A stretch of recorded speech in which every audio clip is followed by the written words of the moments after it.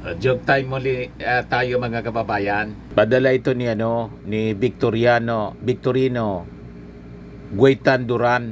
Taga rito lang yata ito, taga Sorsogon. Kwentong katatawanan muna para relax lang tayo sa mga discussions, mga controversy po. Ang setting sa classroom, Filipino subject po. Sabi ng guro, class, magbigay nga kayo ng mga salitang pandiwa na ginagawa, at gagawin pa lang. Tas si Juan, sabi ni Juan, opo, umuopo, uupo, sabi ng teacher. Very good. Ibang halimbawa niya, ikaw naman Pedro, sabi ni Pedro, laba, naglalaba, hindi na nakalaba. Ninakaw ang palanggana.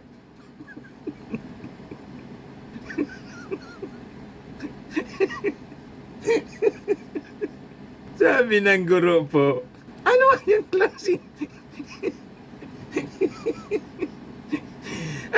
klaseng halimbawa yan? Sabi ng guro, ikaw Juan, bigyan mo siya ng ibang halimbawa. Si magaling si Juan. Sabi ni Juan, walis, nagwawalis, magwawalis. Sabi ng guro, yun ang tama. Oh, Pedro, ikaw ulit. Sabi ni Pedro, lumangoy. Lumalangoy, hindi na makalangoy kasi hinila ng buhaya.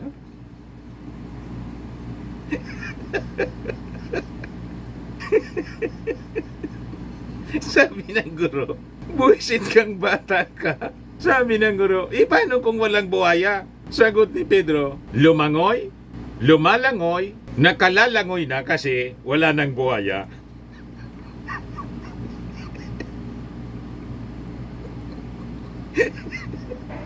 Galit na galit yung teacher po kay Pedro.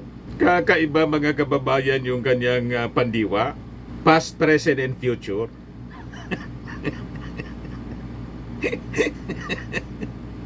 Matik na po. 200 pesos na nagpadala si Victorino Guitan Duran.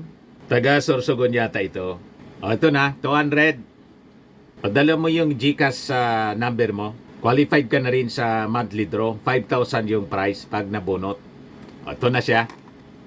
Dito na tayo mga kababayan sa seryosong topic natin. May bagong binulgar mga kababayan yung isa sa mga members ng Dayangan sa Congress. May mga nadiscovery pa daw sila na mga kakaibang pangalan na kamag-anak ni Mary Grace Piatos. Yan sabi dito sa balita mga kababayan. Lawmaker bears more ad names linked to Piatos OBP Confi funds. Sabi ni House Deputy Majority Leader La Union Representative Paulo Ortega. May mga nakita niya kami na mga panibagong mga pangalan na parang kaorian niya, kaparihas ng mga chicheria, at saka may mga cellphone model sounding names pa niya linked to Mary Grace Piatos, one of the non-existent recipient ng confidential funds ni Sara Duterte. Dumami pa po yung mga kababalaghan na nadidiscover ng ating Congress. Sabi po ni Congressman Ortega, dalawaan niya sa mga pangalan na kamag-anak nitong si Mary Grace Piatos, si Pia Piatos Lim, saka si Renan Piatos. Magkakapatid siguro. Pero ibang spelling na po. Yung naunang Piatos yata, double T yung spelling po. Piatos. Yan si Mary Grace Piatos, mga kababayan. Pero ngayon, ibang Piatos ito. Kasi Pia Piatos Lim, ang spelling ng Piatos, single T. Pati si Renan Piatos. Malamang distant relative ito ni Mary Grace Piatos, kaya lang namali yung magulang sa sulat ng pangalan. Imbes na double T, single T yung naisulat. Di ba? Parang yung ako po, May mga kamag-anak ako na Maravillas ako, di ba? Ang apelyido ko po, Dante Maravillas ako. Ang mga kamag-anak ko, Maravilla. Pero isa yung pinanggalingan namin. Kasi pinalitan ng abogado ng tatay ko yung apelyido namin. Kasi sabi daw ng abogado, wala man anyang Maravilla. Maravilla sa niya yan. Kaya lang yung pagsulat ng mga magulang noon, wala pang masyadong mataas na pinag-aralan, na-miss-an niya yung S. Ito malamang, nakaligta ang isulat na double T. Kaya single T, mga kababayan, yung nadiskubring mga pangalan ng Chichiria.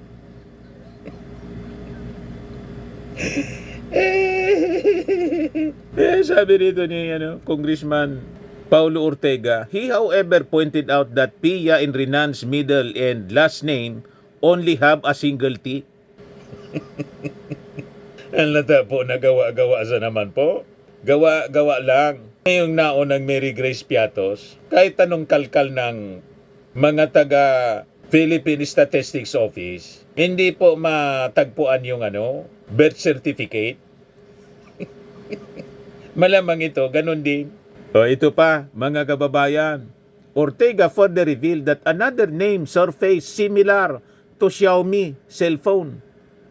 Xiaomi cellphone model from 2018. May nakita daw sila na pangalang Xiaomi 8. Nakita nila sa listahan ng mga beneficiaries ng confidential funds.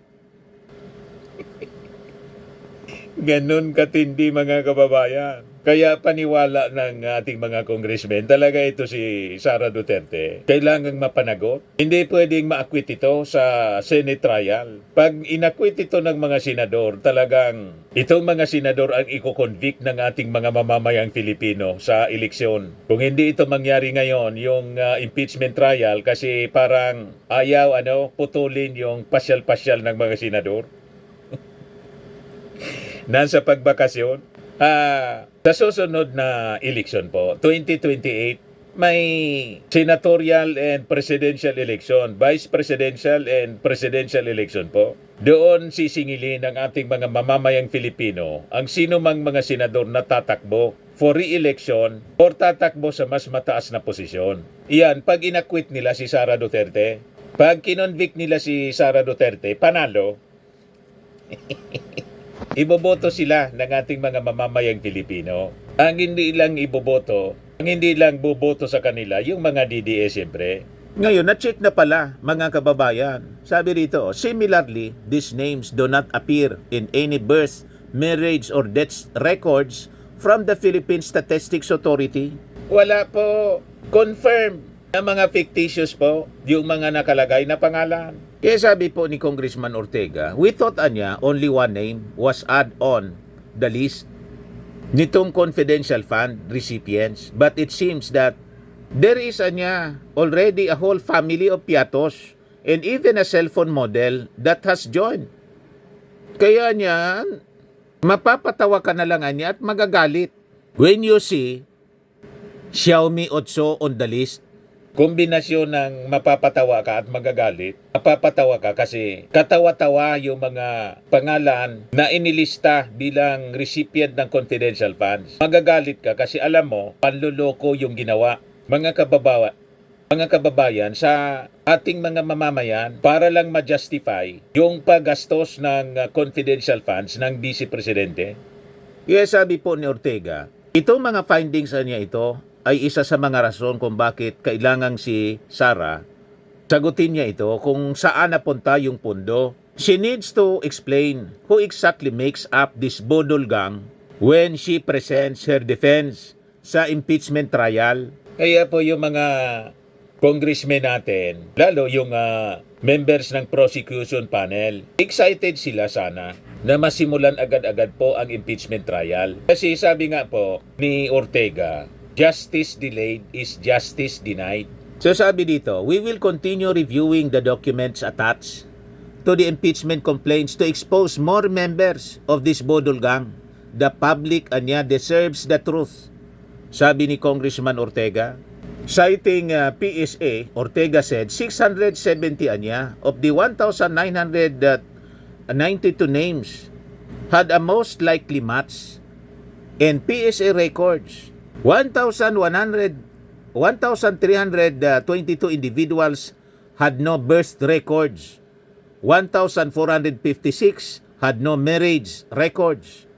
At 1,593 had no death records. With just 399 possible matches lang. Ang nag-match lang po nang i-check nila, 399. Ganon katindi po ang nadiskubring kababalaghan sa paggamit po ng confidential funds ni Sara Duterte. Earlier, the panel, chaired by Manila 3rd District Representative Joel Chua, said 405 of the 667 names found on the ERs niya for the confidential funds ng DepEd walang record sa PSA. Malinaw po na mga fictitious lang, gawa-gawa, inimbento lang po yung mga beneficiaries at malinaw doon sa mga testimonies ng mismong mga tao ni Sara Duterte na yung milyon-milyon na pera, imbes na yung disbursement officer, yung mag-disburse ng pera, binibigay niya daw doon sa isang kernel, si Kernel La Chica. Dito po, tumisikip yung dibdib niya. Kasi siyempre, nervyos na nervyos sa pagtatanong po ni Congresswoman Luistro ng Batangas. Kaya pakinggan natin yung porsyon ng kanyang testimony. Ano po yun, si Kukoy Villamin, si Grace Piatos po. Kasi po, si Sir La Chica po ang nasa ground po. Siya po ang nagpipirma. Nag-base na lang po ako sa sinaol, sa binalik niya sa akin na acknowledgement receipt po, ma'am. Pero ma'am, I hope you acknowledge na yun pong sinasabi niyong ginawa ni Colonel La Chica. Yun po'y trabaho niyo as a special disbursing officer. Yes, ma'am. Pero may utos po ang aking boss, ma'am, na i-release ko po kay Sir La Chica, ma'am. I heard you, ma'am. Yes, ma'am. We will just proceed with the question. Tell me pag hindi niyo na po kaya, I will stop. Ano po, you just answer from what you believe is true to yourself. Yes, ma'am. Nervyos na nervyos. Katabi kasi si Punta Sara. po tayo kay Kokoy Villamin. Do you know this person? Wala po talaga akong alam, ma'am. Wala po kayong alam. Yes po, ma'am. Surname Villamin. May kilala po ba kayo sa Davao na Villamin? Wala po akong alam, ma'am. Wala po akong kilala, ma'am. Okay. So you cannot answer with respect to the identity of this Kokoy Villamin. Mr. Chair, do we have the NBI here as well as the PSA? They are not yet here.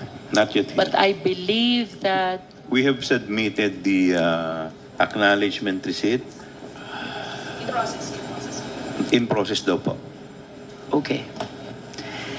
Ms. Acosta, do you confirm that the 125 million for the last quarter of 2022 was utilized from December 21 to December 31 as stated in the records? Yes, ma'am. Based po sa binigay sa akin ni Sir La Chica Okay. na accomplishment report at saka acknowledgement receipt po. Ms. Acosta, this is 125 million spent in, I believe, 10 days nga po ito eh. Hindi 11 days. Kasi under the law, when we count, we exclude the first, we include the last. So if we count from December 21 to December 31, this will be equivalent to 10 days. Tanggalin po natin yung sinasabi ni Chairman Acop na holiday, 3 days, in other words, 7 araw na lang po.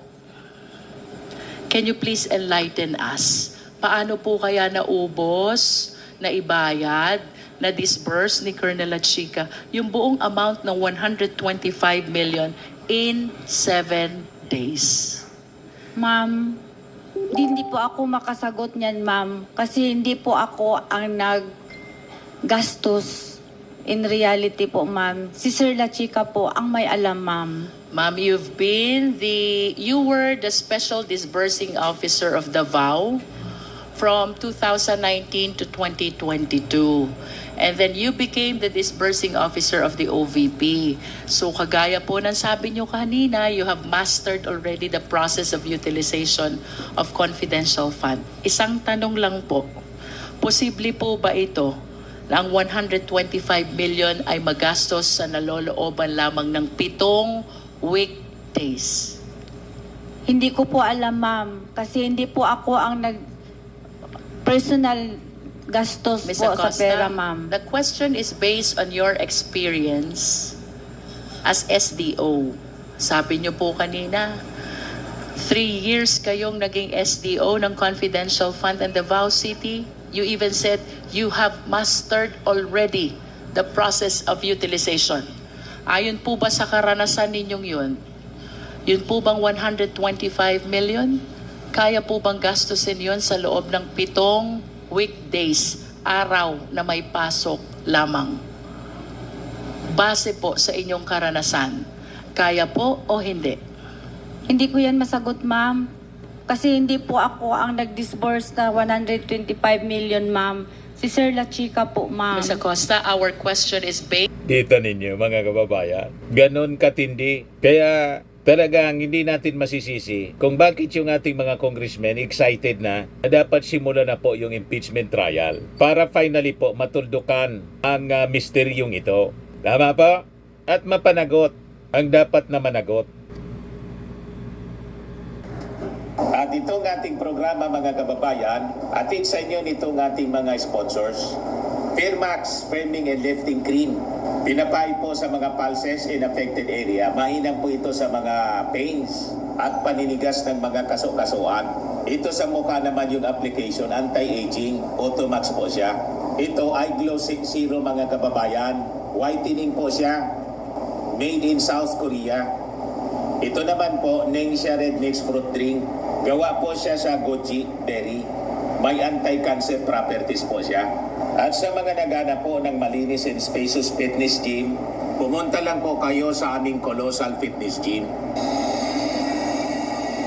May Grab ka rental din po kami.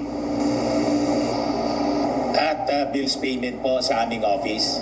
At saka sa mga mahilig po sa mga imported bags, manood po kayo sa live selling ni Madam Eileen Rosales sa kanyang Eileen Closet po. Pati mga shoes, ito yung kanya po. Ito yung kanyang page. Kita ninyo, napakagandang mga online selling po siya. Si Madam Eileen Rosales. At cellphone number niya po, 773-798-7816.